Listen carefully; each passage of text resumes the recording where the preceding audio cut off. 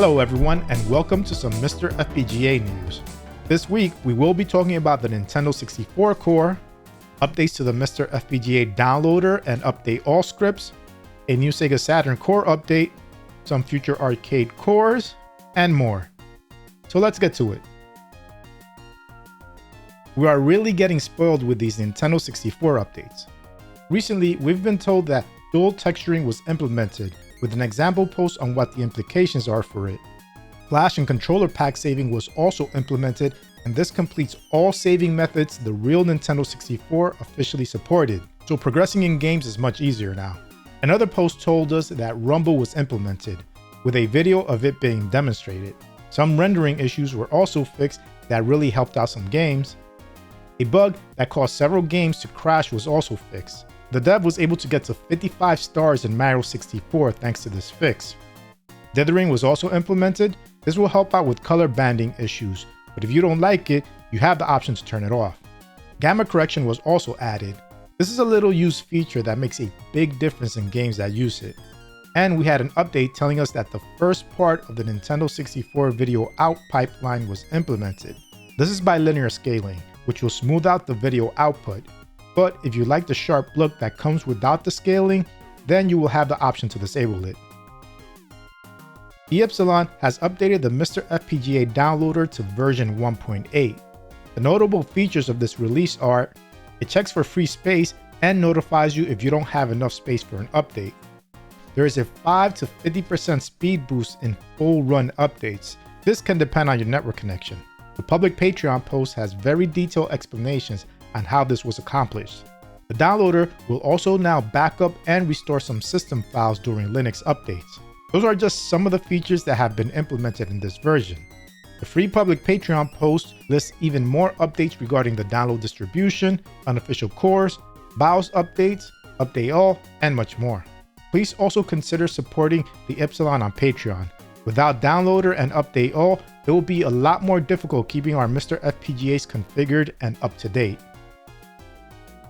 SRG320 gave us some new updates regarding the Sega Saturn core. There were fixes to the SH2 processor that affected assault rigs. There were also fixes to VDP2 that affected Death Crimson, Sega Rally, Thunder Force 5, and True Pinball. VDP1 fixes that fixed time for interlay settings.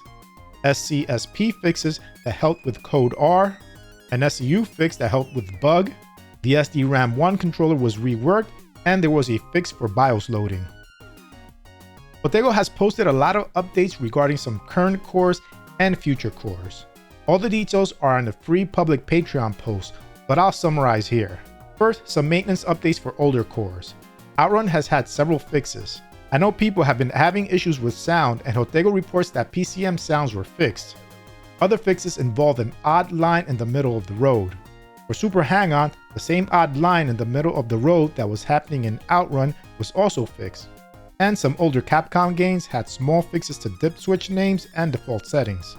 Now for some upcoming core news. 2 CPU bugs were fixed in the Neo Geo Pocket core, but it didn't make much of a difference in games. There's still more work to be done for that core. And work now started on the Namco System 1 hardware, which runs games like Splatterhouse, Pac-Mania, and more. In the post, Jotego talks about some of the challenges the hardware presents due to its unusual design. Track 17 announced the beta release for Ninja Kazan, which is part of the Jotego Mega System 1 core. This is a platform hack-and-slash game that was released in 1988. You can download the core by enabling Coin-Op Collection in the Update All script. Wizzle's NFC Script is looking to have support to write NFC tags right from your MiSTer, thanks to work being done by Sigbo. This will negate the need for obtaining game paths and using a phone to write them to NFC cards. Wizzle posted a video on Twitter showing how this will work. Wizzle also implemented a few updates to the NFC script. Support for the new Nuked NV Mega Drive core has been added.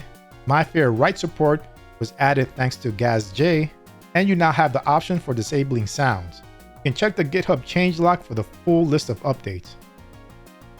Track 17 announced that thanks to work stemming from Caveman Ninja and RoboCop 2, the arcade game Captain America and the Avengers will also be coming to FPGA platforms.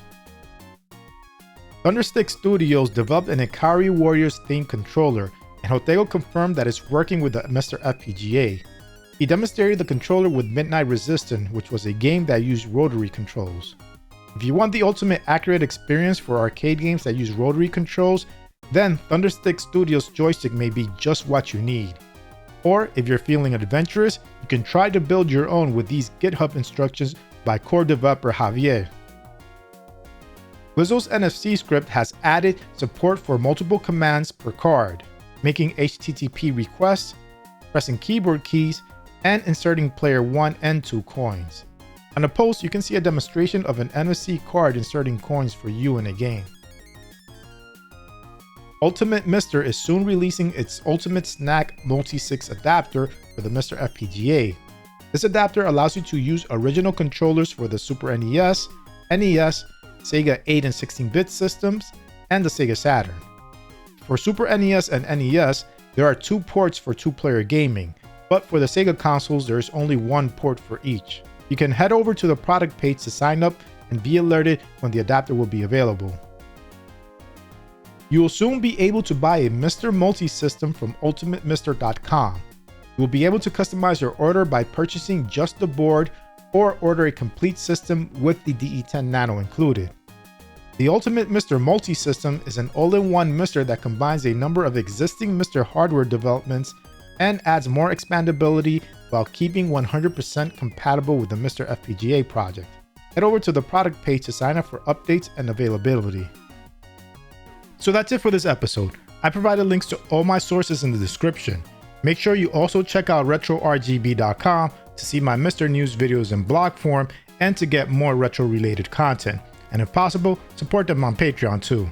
Anyway, I hope you enjoyed this video. If you did, please give it a like, and if you want to see more content like this, hit the subscribe button and its bell icon so you can get notified of future videos. Thanks for watching, and I'll speak to you next time.